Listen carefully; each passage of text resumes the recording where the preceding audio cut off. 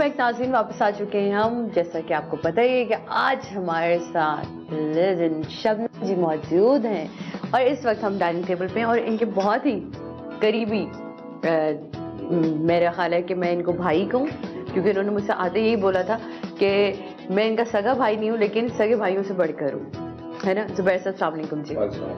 आपके भाई साहब ने हमें बड़ा तंग किया, बहुत तंग किया, बहुत तंग किया। मैं क्या शिकायती लगा दूँ साथ में बैठे बैठे। रात में डांट दूंगी, रात में डांटेंगी। अच्छा, रोज शोक चलता है कोई? रोज डांट खाता हूँ। रोज डांट खाते हैं? खानी पड़ती। अच्छा, वैसे मैडम को गुस्सा है किस तरह का? कुछ भी नहीं, वक्ती तौर पर वक्ती तौर पर है वो। उसमें एक इस्लाह का पहलू भी होता है और जो वो समझती हैं वो बेहतर कह देती हैं, और हमें आदत है, हम समझते हैं कि वो वक्ती तौर पे, दिल से कोई बात नहीं होती है। नहीं तो वैसे मैडम, जब कोई गुस्सा आता है आपको, हर इंसान के ना अपने गुस्सा आते हैं। अच्छा, तो उसमें कुछ चीजें तोड़ने वोड़ने वाला मरला होता है या नहीं? जो सच है वो मैं मुंह के ऊपर बोलती हूँ, पीठ पीछे बात नहीं करती, चाहे मियाँ हो, मैं बेटा हो, कोई भी हो। हाँ। जिसका जो गलती है वो मैं साथ साथ फौरन बोल देती हूँ। ये मेरा गुस्सा, ये गुस्सा मतलब सच बोलना ही सबसे बड़ा गुस्सा है, और वही सबसे बड़ा कड़वाहट होती है लोगों के लिए जब सच उनके सामने आता है। कोई झूठ बोले वो सबसे मुझे गुस्सा है। हाँ। अच्छा, जब हम डाइनिंग टेबल पे बैठे हैं तो जरा कुछ खाने पीने की बातें, कुछ पेट पूजा की बातें लीजिए। मैम, आपको किस तरह के खाने पसंद है? ज्यादा दाल और चावल। दाल चावल, गोश्त वोश्त नहीं पसंद? बंगाली बंदा और दाल चावल ना खाता हो। लोग दुनिया परेशान है कि ये बर्मा वाले और बंगाली लोग मोटे क्यों नहीं होते, जबकि नहीं, बंगाली भी मोटे हो। देखिए, मैं पहले से मोटी हो गई हूँ। चावल चावल से कोई मोटा नहीं होता, क्योंकि उबले में चावलों की पीच निकल चुकी थी। जो हम बिरयानी और ये जो मुरगन ग़िज़ाएं खा रहे थे ना, उसमें हम ज्यादा होते हैं। वैसे वहाँ की कोई फेवरेट डिश? नहीं, मैं हो गई रोवी सब के जाने के बाद थोड़ा सा डिप्रेशन में, उसमें दवाई शवाई ली ना, उससे थोड़ी सी मोटा पाई, अब छोड़ दिया। फिर पहला और आखिरी इश्क रॉबिन साहब, बिल्कुल। अपनी लाइफ में इस वक्त मैं कहाँ महसूस करती हूँ? हर पल में महसूस करती हूँ, मगर दुख मुझे इस बात की, मैं पाकिस्तान आई हूँ, उनको बहुत पसंद पाकिस्तान, और फर्स्ट टाइम 50 साल मेरी शादी की होगी, फर्स्ट टाइम मैं अकेले सफर कर रही हूँ। अब सोचो, जब मैं एयरपोर्ट पहुंची और हर बात पे रॉबिन साहब ये कर दो, रॉबिन, अब किसको कहूँ, अकेला ही सब करना पड़ रहा है। इतना मुझे रोना आ रहा था कि हाय अल्लाह, इतनी तकलीफ होती है। आप अपने हाथ से रॉबिन जी के लिए कौन सा खाना बनाते थे, ये भी बताइएगा। सबसे मजे की बात है कि रॉबिन साहब तो बंगाली नहीं थे, बिल्कुल। He is from Iraqi. Oh वाह, वहाँ भी वो सिर्फ उनको रोटी मक्खन, वो मेरे लिए बहुत मजे का। कुछ मेहनत ही नहीं करती। अंडा फ्राई कर दे, रोटी दे दे, मक्खन दे दे, बस ही इज हैप्पी। वो चावल दाल चाल ये सब पसंद, कुछ नहीं पसंद। मेरा बेटा भी यही है, आएगा भूख लगा मामा क्या है, अचार लेगा, 2 डबल रोटी लेगा, खा के चलेगा। जबरदस्त, तो कोई टेंशन नहीं है? कोई टेंशन नहीं, क्या खाना पकाऊं, क्या बाजार लाऊं, कोई टेंशन नहीं। बात जबरदस्त। मेरा बेटा का मामा फिक्र ही ना करो, अचार ले आना बस। अच्छा, अचार चाहिए, अचार इम्पोर्टेंट। अचार एंड रोटी। बाजी जनाब, अचार एंड रोटी पे जिंदगी गुजार दी। लेकिन आप जब खुद किचन में कभी जाती थी, इतनी मसरूफ जिंदगी में? मेरी पैदाइश बंगाल में है, बड़ी भी हूँ, दाल चावल मच्छी तो और मजे की, और बहुत किस्म की मछलियाँ तो देखा से रोहू मच्छी मिलती है।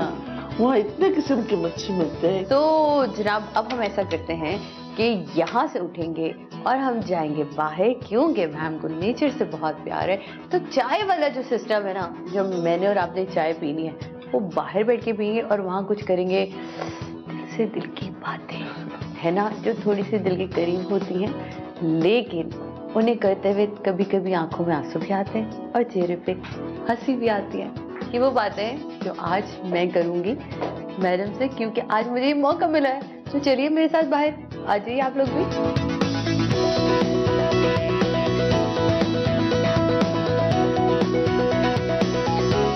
तो जैसा कि मैंने आपसे कहा था कि अब हम चलते हैं थोड़ा सा बाहर, क्योंकि नेचर से प्यार है, तो चाय हम यहाँ पीते हैं। बिल्कुल। मैम, यहाँ मैं आपसे जानना चाहूंगी कि आपकी अपनी फिल्मों के सबसे फेवरेट गाने कौन कौन से? फेवरेट गाने तो बहुत अच्छे अच्छे गाने मुझे मिले हैं। किसको मैं फेवरेट कहूँ? आईना है, बंदिश है, दोस्ती सलमाना है, के गाने, अंधेरी, बंदिश के, हाँ। बहुत सारे फिल्म है, किसका नाम मैं लूं? लेकिन जब कभी ऐसे आंख बंद करती तो जो कोई एक गाना जहन में आता वो कौन सा होगा? वो तो चिट्ठी जरा सैया जी के वो भी आते हैं, और फिर रूठे हो तुम तुमको कैसे मनाऊं, रूठे हो तुम तुमको कैसे आईना मनाऊं। का। आप जब पाकिस्तान में आपको वहीद मुराद साहब ने इंट्रोड्यूस कराया, आपको उन्होंने बुलाया था मुझे। यहाँ लेकर आए, आपकी बड़ी हिट जोड़ी रही नदीम साहब के साथ, आपने सबके साथ काम किया, लेकिन जो आप की कहते हैं ना एक जोड़ी बनी और जो खिली और सजी, तो हमने नहीं बनाया, जोड़ी आप लोगों ने बनाया, पब्लिक ने जो बनाया, और वो नदीम साहब को देखना चाहते हैं हर पिक्चर में ना। हाँ। तो नदीम के साथ मैंने बहुत फिल्म किया, अली भाई के साथ भी किया है। तो नदीम का केस डिफरेंट, नदीम की जो बीवी है फरजाना, वो मेरी बहन है, छोटी बहन। अच्छा। क्योंकि एहतशाम साहब यहाँ पे थे, वो जब जा रहे थे वो मेरा हाथ के ऊपर हाथ दिया, कहा ये तेरी बहन है, मैं तो जा रहा हूँ, कोई भी हो तो ख्याल रखना। तो कोई कुछ होता था, बोला वो शबनम को या मैं चली जाती थी, या वो इस तरह करके घर का एक माहौल था।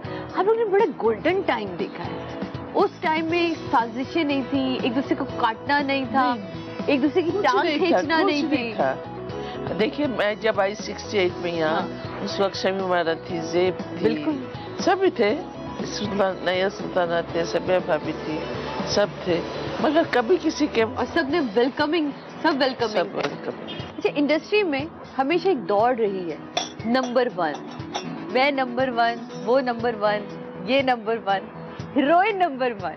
आप लोगों के दौर में भी ये वाली दौड़ थी?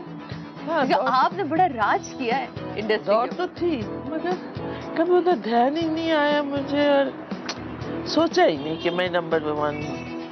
जाते जब लोग कहते थे वो सुनती, फिल्में हिट होती थी, एक के बाद एक हिट हो रही है, हिट हो रही, लोग कांग्रेचुलेशन करने घर आते थे, खुशी होती थी कि मेहनत जो है ना, कि मेहनत रंग ला रही है। मैं हमने सुना कि अभी आपने रिसेंटली कोई सैयद नूर साहब की और शहजाद रफीक साहब की फिल्म साइन करी है? साइन तो नहीं, बातचीत हो रही है। अभी कहानी सुनूंगी, फिर कब होगा, क्या टाइमिंग, सब कुछ सेट हो गया तो करूँगी। ठीक है जनाब, यहाँ हम आपको ये भी खबर देते चल रहे हैं कि इंशाल्लाह हो सकता है अगर इनको वो स्टोरी पसंद आ गई, बातचीत अच्छी रही, तो बहुत जल्द आप एक दफ़ा फिर शर्म जी को सिनेमा पे देखेंगे, जो हम सबकी ख्वाहिश है। लेकिन यहाँ से मैं आपको इनके साथ लेके चल रही हूँ, इनकी बहुत ही डियर फ्रेंड है फौजिया।